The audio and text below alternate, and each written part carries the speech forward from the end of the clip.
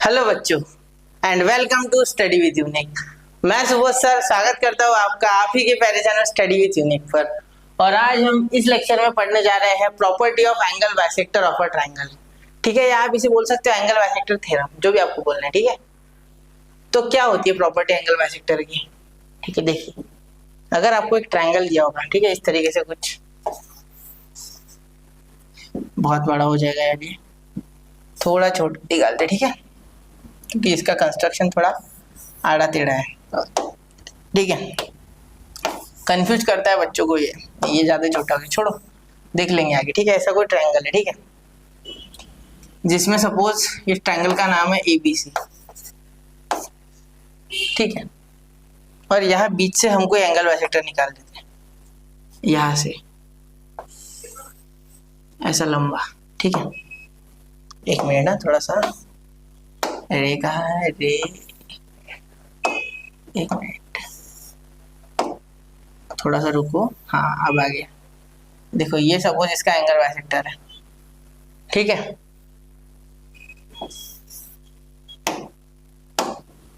ये सपोज इसका angle bisector है। ठीक है, इस एंगल का एंगल बी का। ठीक है, तो एंगल बाइसेक्टर की प्रॉपर्टी होती है कि वो सेम इसमें डिवाइड करता है। ठीक है, सेम मेजर्स में, तो सेम दो पार्ट बना दिए इसने। ठीक है, ए बी, सपोज ये यहाँ मीट कर रहा है डी पे, तो ए बी डी और C B D angle equal है। क्लियर? ठीक है, यहाँ तक बात बिल्कुल सही है सर। ठीक है, कोई दिक्कत नहीं। तो हमें क्या करना है पता है, हमें इस थ्योरम में ये करना है प्रूफ कि ये जो दो पार्ट हो रहे हैं एडी और सी डी, इनका रेशो इन साइड्स के रेशो ए बी और बी सी के इक्वल है। ठीक है, मतलब the bisector of a angle of a triangle divide the side opposite to the angle in the ratio of the remaining sides. मतलब जिस साइड पे ये एंगल बाइसेक्टर गिर रहा है, मतलब ये एसी पे गिर रहा है पॉइंट डी पे, तो जो एडी अपॉन सी डी है, ठीक है, उसका रेशो आपको इक्वल करना है। देखो एडी पहले ले लिया ना आपने, तो एडी के साथ कौन है चिपक के? एबी, तो एबी अपॉन बीसी के इक्वल करना है। ठीक है, क्योंकि एडी को चिपक के बीसी है और सीडी को चिपक के बीसी है। ठीक है, समझ गए? तो ये आपको प्रूफ करना है यार। क्लियर? ठीक है, तो ये तो ऐसे तो होने नहीं वाला, इसके लिए बहुत अच्छा कंस्ट्रक्शन है, तब ये होगा। ठीक है, यहाँ तक समझ गए? ठीक है, अब पहले गिवन और टू प्रूफ लिखते हैं, फिर कंस्ट्रक्शन लिखते हैं। ठीक है, यहाँ तक बात क्लियर है ना आपको? कोई दिक्कत है यहाँ तक? नहीं? ठीक है, ठीक है सर। ठीक, देखते चले आगे। ठीक है, सबसे पहले गिवन लिख लेते। गिवन क्या है? इन ट्रायंगल ABC, ठीक है, in triangle ABC BD is the bisector of angle ABC। रे BD बोल देता हूँ, चलो से रे BD बोल देते हैं। रे BD is the bisector of angle ABC। ठीक है, क्लियर? और टू प्रूव आपका हो जाएगा यहाँ AB upon BC is equal to AD upon CD। AD upon CD, ठीक है, AB upon BC is equal to AD upon CD, ऐसा कुछ आपका आ गया। ठीक है, ये आपको प्रूव करना है कि ये दो टुकड़े हुए हैं, ये जो दो आपके पार्ट्स हुए बाइसेक्टर के कारण, बाइसेक्टर के गिरने के कारण अपोजिट साइड पे, that are equal to the ratio of remaining sides. ठीक है, जिनके ऊपर बाइसेक्टर नहीं गिरा है, मतलब AD upon CD is equal to AB upon BC। अब AD के साथ AB ही लेना, उसको जो चिपक के है वो, और CD को चिपक के है वो BC, ऐसे याद रखना आपको। ठीक है, समझ गए? ठीक है सर, अब ये प्रूव करना है ना, ये इतनी आसानी से प्रूव नहीं हो रहा। ठीक है, यहाँ BPT का यूज करके होगा, सिंपल है, क्योंकि BPT हमने इससे पहले पढ़ा है। तो मैंने आपको कहा था कि ज्योमेट्री में पिछला थ्योरम या पिछली प्रॉपर्टी यूज करके अगला प्रूफ होता है। जैसे कि आप यहाँ प्रॉपर्टी ऑफ एंगल बाइसेक्टर पढ़ रहे हैं, तो आगे ये यूज करेंगे या BPT करेंगे। ठीक है, तो इसका कंस्ट्रक्शन है ना, अब कंस्ट्रक्शन अगर आप देखो यहाँ पे, तो कैसे कर सकते हो आप? देखो इसे आप ऐसे बढ़ा लो, ठीक है, और यहाँ से ये करोगे, नहीं ऐसे नहीं होगा। ठीक है, चलो कंस्ट्रक्शन देखते, ठीक है। चलो कंस्ट्रक्शन, अब ये आपका यहाँ ABC बन के तैयार है, ठीक है। तो यहाँ आपको बीपीटी लगाना है। बीपीटी के लिए क्या चाहिए होती है, ध्यान से देखो, अब सीखो सीखो धीरे धीरे कंस्ट्रक्शन। डायरेक्ट मैं बना दूंगा मजा नहीं आएगा, ठीक है। एक बार थोड़ा माहौल बना दे, ठीक है। अब देखो हमें बीपीटी लगाना है, ये तो आपको पता है कि बीपीटी के सारे प्रूफ होगा, बिल्कुल ठीक है। तो यहाँ बीपीटी लगाने के लिए हमें दो पैरेलल कोई भी लाइन चाहिए ना, पैरेलल साइड चाहिए। अगर दो पैरेलल हो, ठीक है, तो मैं यहाँ क्या दिख रहा है मुझे, कौन सी से टच होके जा रहा है, ध्यान से देखो आप। ये देखो अगर मैं ध्यान से देखूं तो क्या बीडी कहीं टच हो रहा है? देखो ये दो पॉइंट बना सकता हूँ क्या मैं, ये दो पॉइंट बना सकता है क्या, देखो ध्यान से, बी और डी, ठीक है, ये दो टच हो रहे हैं, ठीक है। ये बाहर भी जा रहा है, तो क्या इसके सहारे कुछ कर सकता हूँ? ध्यान से देखो, मुझे लग रहा है हाँ हो जाएगा, चलो देखते हैं। तो ये ऐसा ऐसा हो रहा है, नहीं यार नहीं बैठ रहा है, ये बैठ रहा है क्या, नहीं, ठीक है। चलो अब थोड़ा सा इसे पलटा के देखते हैं। देखो धीरे धीरे करो, डायरेक्टली कंस्ट्रक्शन करके कोई फायदा नहीं है, ठीक है, मजा नहीं आएगा, थोड़ा देखते फील लेते थोड़ा, ठीक है। सोचो अब ये अगर ऐसा हो जाए, ठीक है, तो क्या हो सकता है कुछ, तो क्या कुछ हो सकता है, देखो बरा, ये ऐसा ऐसा करेंगे, ठीक है, और यहाँ से ऐसा चिपकाएंगे, नहीं यहाँ ये करेंगे और ये करेंगे, तब देखो कैसा आ गया।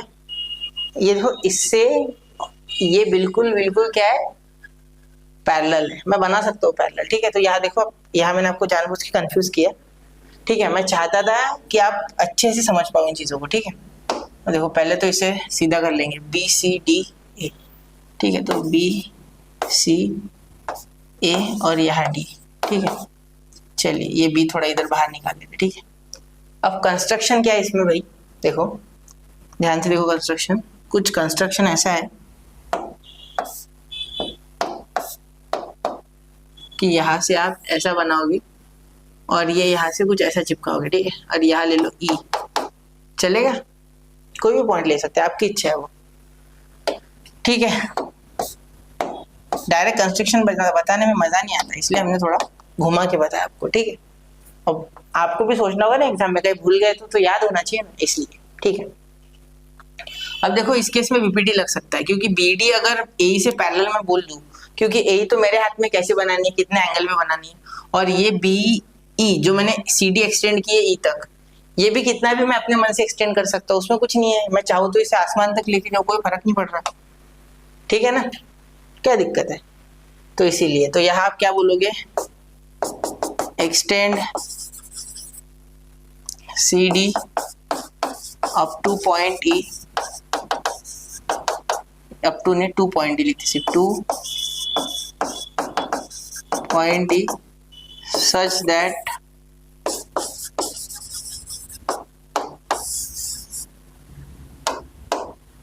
that A is parallel to BD, A is parallel to BD। अब यहाँ बीच में और एक ऐड कर लेना मेरी तरफ से, ड्रॉ सेग A such that, अब ये बिल्कुल कंप्लीट है, ठीक है, such that A is parallel to BD, A is parallel to BD, okay, कोई दिक्कत नहीं, ठीक है।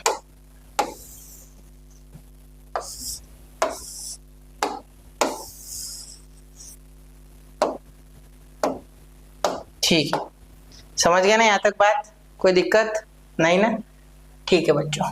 चलो अब इसका प्रूफ लिखते हैं, इसका प्रूफ भी आसान है, ठीक है, बहुत कोई हार्ड नहीं है। बच्चे कंफ्यूज इसलिए होते हैं क्योंकि याद ही नहीं हो पाता उनको कि कंस्ट्रक्शन वगैरह कहीं ना कहीं छूट जाता कुछ ना कुछ, ठीक है, जिस कारण से छोटी छोटी चीज़ों के लिए ये रह जाता, ठीक है।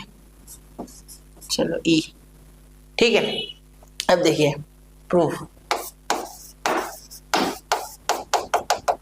प्रूफ आगे देखते, ठीक है। इन ट्रायंगल, और ट्रायंगल का नाम ही बदल रहा हूं मैं, देखो, इन ट्रायंगल CAE, ठीक है, CAE या ACE जो भी आप बोलो, BD is perpendicular to E, sorry parallel to E, sorry, A is parallel to BD या BD is parallel to E, ठीक है। A is parallel to BD। ये क्या हो गया आपका कंस्ट्रक्शन, क्या है ये कंस्ट्रक्शन, ठीक है। देयरफॉर बाय BPT, देखो BPT यूज भी हो गया, बाय बेसिक प्रोपोर्शनलिटी थ्योरम, आप चाहो तो पूरा लिखो बेसिक प्रोपोर्शनलिटी थ्योरम, मैं BPT लिख रहा हूँ, ठीक है। दूसरे किसी का शॉर्ट फॉर्म 10th में तो एटलीस्ट नहीं है BPT, ठीक है। तो यहाँ हो सकता है CD अपॉन AD, देखो CD अपॉन AD, ठीक है, is equal to BC upon BE, BC upon BE, ठीक है, क्योंकि CD के पास BC है और AD से थोड़ा B है, देखो आगे वाले फ्रंट वाले एक दूसरे के, ठीक है। अब ये थोड़ा उल्टा हो गया सर, है ना, देखो CD AD, चलो ऐसे लिखते फिर क्या दिक्कत है, AD पहले ले सकते हैं, AD अपॉन CD, सिर्फ लिखने टाइम पे इतना याद रखना कि AD के आगे वाला पहले लेना है, कौन उसके अपोजिट यहाँ खड़े रह के दिख रहा है B is equal to BE upon BC, ठीक है सर, बिल्कुल हो गया, ठीक है। अब यहाँ 75% प्रूफ लग रहा है हो गया, क्योंकि सिर्फ B के जगह AB डालना बाकी है, बाकी सब हो गया, देखो AD CD आ गया, BC आ गया, सिर्फ एक ही चीज यहाँ B बचा है, ठीक है, यही हमारा कल्परेट से हटाना है। तो अब यहाँ B को हटाने के लिए बाकी की पूरी इक्वेशन जितने भी सॉल्यूशन करेंगे वो सब B के लिए करेंगे, ठीक है। अब अगर आप ध्यान से देखो, ठीक है, तो ये तो एक एंगल बाइसेक्टर है, मतलब ये एंगल और ये एंगल तो इक्वल है, ठीक है, मैं B हटाने के लिए करूंगा आप सब, ठीक है। अब ये एंगल और ये एंगल इक्वल है, ठीक है सर, पहले कर लेते, ठीक है, ये एंगल और ये एंगल इक्वल है। अगर आप ध्यान से देखो तो ये BD और AE पैरेलल है, इसका मीनिंग होगा कि ये CBD देखो CBD और BEA, ये करस्पॉन्डिंग एंगल देखो ऐसे और ऐसे F बना रहा है, करस्पॉन्डिंग एंगल देखो, क्योंकि ये BD और AE एक दूसरे से क्या है पैरेलल है, और ये देखो इस तरीके से ये F का शेप बना रहा है, ठीक है, तो करस्पॉन्डिंग एंगल बना रहा है, ये सिंपल है, ठीक है। अगर आपको नहीं आते करस्पॉन्डिंग एंगल तो फिलहाल सिर्फ ये चीज मेरी सुन लो, ठीक है, कि ये और ये करस्पॉन्डिंग एंगल है, ठीक है, ये और ये, तो अगर पैरेलल लाइंस पे करस्पॉन्डिंग एंगल बनते हैं, क्योंकि BD और AE तो पैरेलल है, तो करस्पॉन्डिंग एंगल जो CBD और CEA बोलो या BEA बोलो, बात एक ही है, CA बोलेंगे तो भी ये आएगा और BA बोलेंगे तो भी ये आने वाला है, ठीक है। तो एंगल उस पर डिफाइन होता है मेनली, ठीक है। इतने आप इधर 1000 पॉइंट भी ले लो तो कोई फर्क नहीं पड़ेगा, ठीक है, वो इतने पे डिपेंड कर रहा है एंगल आपका, ठीक है, ओपनिंग पे, ठीक है।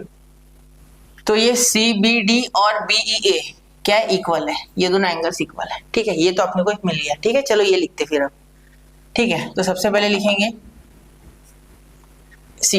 BD is parallel to A, ठीक है, BD is parallel to A, ये आपका क्या है बच्चा कंस्ट्रक्शन है, ठीक है। देयरफॉर कौन ट्रांसवर्सल है, याद रखना ट्रांसवर्सल हमेशा लिखना है इसमें, CE इज अ ट्रांसवर्सल, क्योंकि दोनों एंगल C पे बन रहे हैं, ठीक है।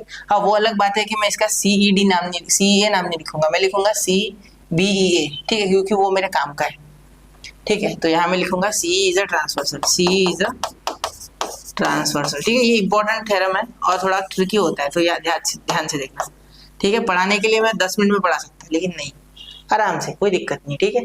CE इज अ ट्रांसवर्सल, ठीक है। एंगल CBD, ठीक है, कॉन्ग्रुएंट एंगल BEA, ठीक है, congruent CBD congruent angle BEA, ठीक है। करस्पॉन्डिंग एंगल, कौन सा एंगल, करस्पॉन्डिंग एंगल्स, ठीक है। अब दूसरा इसी में आ रहा है, देखो ये पैरेलल है ना, ये ऐसे रहने दो, देखो अब ध्यान से, एंगल DBA, ये वाला इस कॉन्ग्रुएंट एंगल EAB,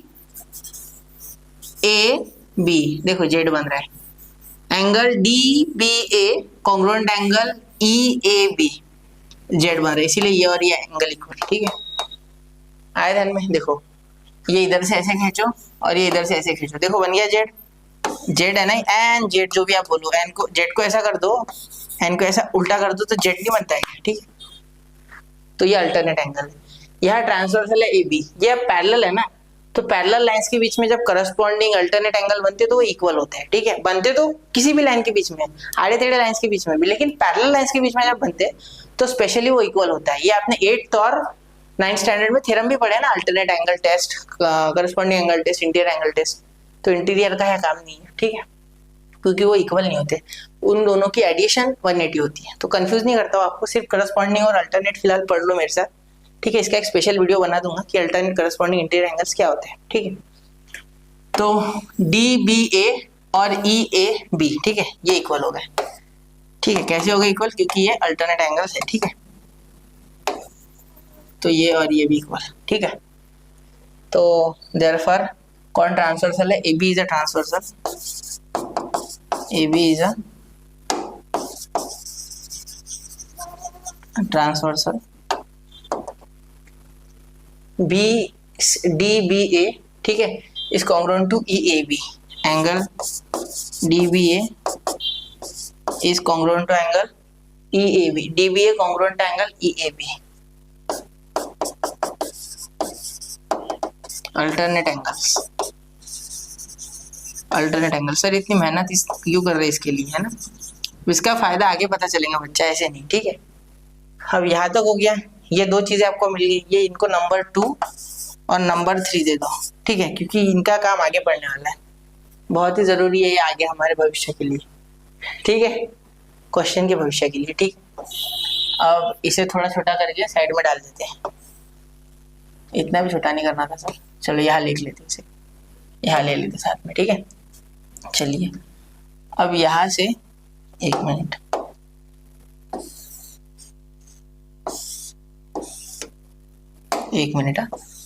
थोड़ा इसको मोटा भी कर देते हैं, ठीक है। अब यहाँ पे देखो, यहाँ तक हो गया। अब आप मेरी बात पे अब ध्यान देना, ठीक है, यहाँ तक समझ गया ना, एक बार रिवाइंड कर लेना नहीं समझा तो, ठीक। अब देखो यहाँ आपका ये जो एंगल है, देखो ये जो आपके दिए हुए है, ठीक है, बाइसेक्टर वाला एंगल, ये अभी तक आपने लिखे नहीं। तो देखो बाइसेक्टर के हिसाब से आप क्या बोल सकते हो कि एंगल CBD या DBC, जो भी आपको बोलना है, यहाँ क्या लिखा है आपने? CBD लिखा है, तो वहां भी CBD लिखा है। Angle CBD congruent angle ABD लिखा है ना, नहीं DBA लिखा है मैंने, तो यहाँ भी DBA, ठीक है। वो देखने में थोड़ा सही लगता है, वरना ABD और DBA जल्दी पकड़ता नहीं है ब्रेन उसको, ठीक है। सेम टू सेम लिखा तो बेटर होता है, तो कोशिश करता हूँ मैं कि सेम लिखो नाम, ठीक है। ये गिवन है, ये क्या है? गिवन है, ठीक है, ये तो गिवन ही है भाई, ठीक है। अब तो मुझे लग रहा है कि इस फिगर को यही ले लेते हैं,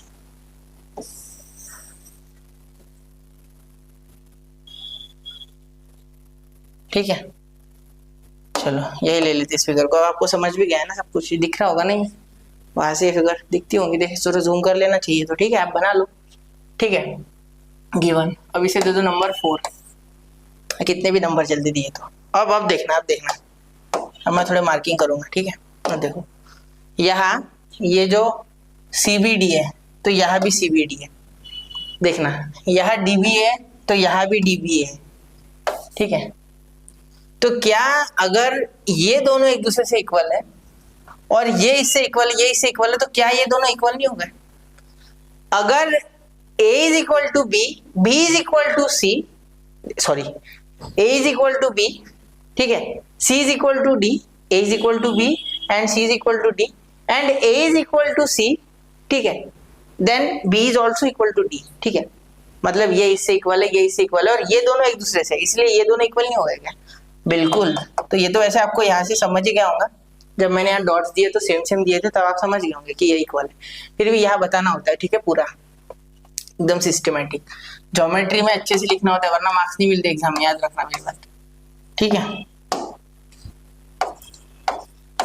चलो देयरफॉर फ्रॉम 1, 2 एंड 3 हम लिखेंगे angle BAE is congruent to angle EAB, angle BEA congruent to angle EAB, ठीक है, हो गया ये BAE, BEA एंड EAB, ठीक है, हो गया। सही है। BEA देखो, BEA और EAB है ना, सही हो गया, ठीक है। अब ये फायदा क्यों हो गया, क्या फायदा हो गया अपना यहाँ देखो, अब अगर मैं लिखूं इन ट्रायंगल BAE, ठीक है, angle BEA congruent angle EAB, ठीक है। ये तो हमने ऊपर से लिख लिया तो यहाँ कुछ देना मत, रहने दो।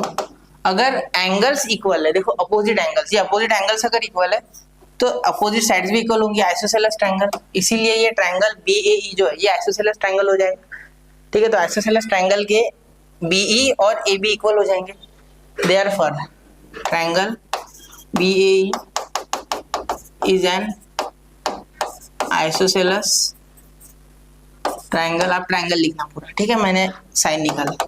Therefore BE is equal to AB, therefore BE is equal to AB, congruent to AB लिख सकते हैं। Sides opposite to congruent angle, side opposite to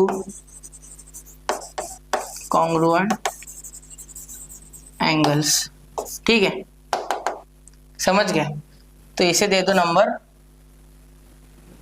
5, है ना।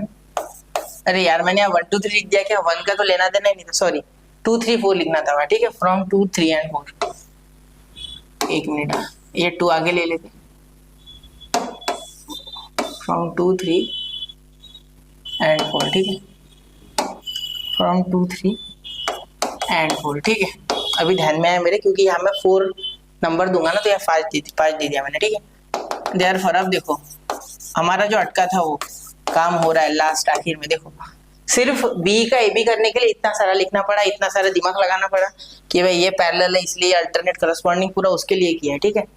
तो देखो देयरफॉर हम लिख लेंगे B के जगह पे AB लिख लेंगे, B के जगह पे क्या लिखेंगे AB, क्योंकि AB चाहिए था, देखो therefore from 1 and 5 we can replace B as AB, ठीक है।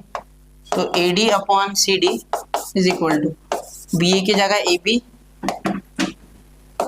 अपॉन BC, तो यही तो चाहिए था, देखो therefore AD upon CD is equal to AB upon BC, ठीक है।